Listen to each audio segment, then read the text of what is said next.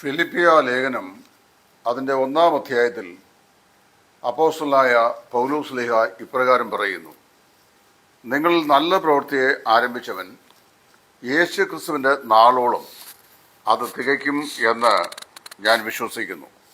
നമ്മൾ നല്ല പ്രവൃത്തിയെ ആരംഭിച്ചത് കർത്താവായ യേശു ക്രിസ്തുവാണ്.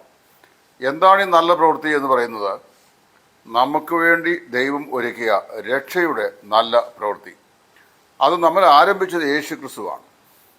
കർത്താവ് തന്നെ പറഞ്ഞു, സ്വർഗസ്ഥനായ എൻ്റെ പിതാവ് ആകർഷിച്ചിട്ടല്ലാതെ ആരും എൻ്റെ അടുക്കൽ വരുന്നില്ല, വിശ്വസിക്കുന്നതുമില്ല. കർത്താവായ യേശു ക്രിസ്തുവിൽ വിശ്വസിക്കുവാനും ക്രിസ്തുവിൻ്റെ ക്രൂശിങ്കിലേക്ക് നോക്കുവാനും ഒരു വ്യക്തിക്ക് സാധിക്കണമെങ്കിൽ പിതാവായ ദൈവം ആയതിലേക്ക് അവനെ ആകർഷിക്കേണ്ടത് ആവശ്യമാണ്. ഇവിടെ അപ്പോസ്തലൻ പറയുമ്പോൾ ദൈവം നമ്മിൽ ആരംഭിച്ച ഈ നല്ല പ്രവൃത്തി യേശു ക്രിസ്തുവിൻ്റെ നാൾ വരെയും തുടർന്നുകൊണ്ടിരിക്കുന്നു എന്ന് വായിക്കുന്നു. എങ്ങനെയാണത് നമുക്ക് മനസ്സിലാക്കാൻ സാധിക്കുന്നത്? ദൈവം നമ്മിൽ ആരംഭിച്ച ഈ നല്ല പ്രവൃത്തി യേശു ക്രിസ്തുവിൻ്റെ നാൾ വരെയും ദൈവം തുടരുന്നു എന്ന് പറഞ്ഞു കഴിഞ്ഞാൽ നാം 3 പ്രത്യേക കാര്യങ്ങളാണ് അപ്പോസ്തലൻ ഇവിടെ അനുസ്മരിപ്പിക്കുന്നത്. ഒന്ന്, the work God does for us.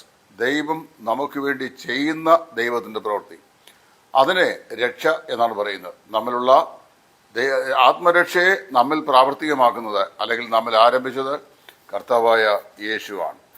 ക്രിസ്തു നമ്മിൽ എന്ത് ചെയ്യുന്നു? നമുക്കായി നമ്മുടെ രക്ഷയെ പ്രവർത്തിക്കുന്നു. Work out therefore the salvation which is in you എന്നാണ് ഇംഗ്ലീഷ് ചെയ്യുന്നത്. നിങ്ങളിലുള്ള രക്ഷയെ പ്രാവർത്തികമാക്കുവിൻ എന്നും പറയുന്നുണ്ട്. അതുകൊണ്ടാണ് കർത്താവായ യേശു ക്രിസ്തു നമ്മിൽ വെച്ച രക്ഷയാണ്. അപ്പോൾ അത് ഒരിക്കലും എന്നേക്കുമായി നമുക്ക് ലഭിച്ചു, സ്ഥാനീയമായി ലഭിച്ച നന്മയാണ്. The works that God does for us. ദൈവം നമുക്ക് വേണ്ടി ചെയ്യുന്ന പ്രവൃത്തി, അത് നമ്മുടെ ആത്മരക്ഷയാണ്.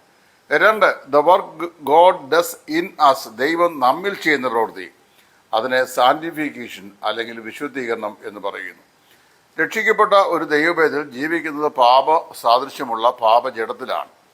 ഏതെങ്കിലും നിലയിലുള്ള തെറ്റുകളോ പോരായ്മകളോ ഒക്കെ നമ്മുടെ ജീവിതത്തിൽ വരാറുണ്ട്. അങ്ങനെയുള്ള സാഹചര്യങ്ങളിൽ ദൈവത്തിൻ്റെ വചനത്താൽ നമ്മെ ശുദ്ധീകരിച്ച് കർത്താവിന് കൊള്ളാവുന്നവരായി നിലനിർത്തുന്നത് കർത്താവായ യേശു ക്രിസ്തുവാണ്. ഇത് ദൈവം നമ്മിൽ ചെയ്യുന്ന പ്രവൃത്തി എന്ന നിലയിലാണ് ഇരിക്കുന്നത്. അത് ഇന്ന് കർത്താവ് നമ്മുടെ ശരീരത്തിൻ്റെ വീണ്ടെടുപ്പായ പുത്രത്വം പ്രാപിക്കുന്നത് വരെയും ഈ പ്രോസസ് ഓഫ് സാന്റിഫിക്കേഷൻ, ശുദ്ധീകരണത്തിൻ്റെ പ്രവൃത്തി നമ്മിൽ തുടർന്നുകൊണ്ട് ഇരിക്കും.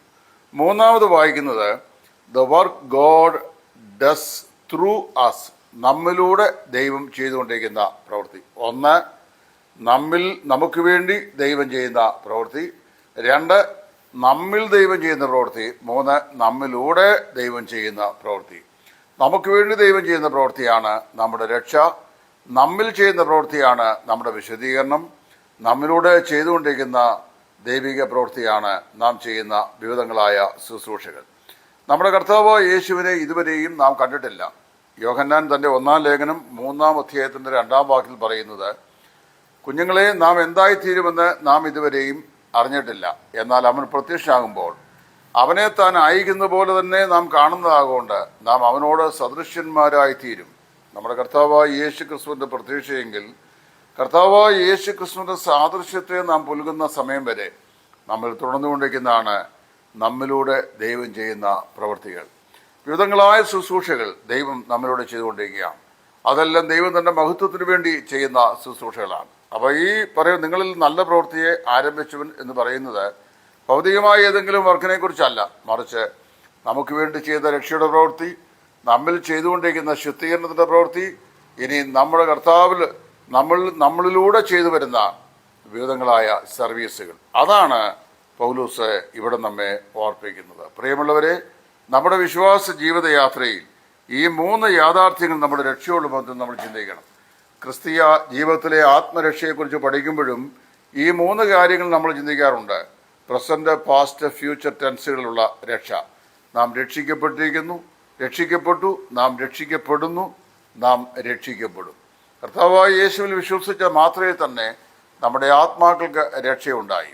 യേശു ക്രിസ്തുവിൽ വിശ്വസിച്ചവരായ നാം ഇപ്പോഴത്തെ ദുഷ്ടലോകത്തിലെ കഷ്ടനഷ്ടങ്ങളിൽ നിന്ന് നമ്മുടെ പ്രാണങ്ങളെ വീണ്ടെടുക്കപ്പെടുകയും നാം രക്ഷിക്കപ്പെട്ടുകൊണ്ടിരിക്കുകയും ചെയ്യുന്നു. അത് നമ്മുടെ ദേഹിയുടെ രക്ഷയാണ്.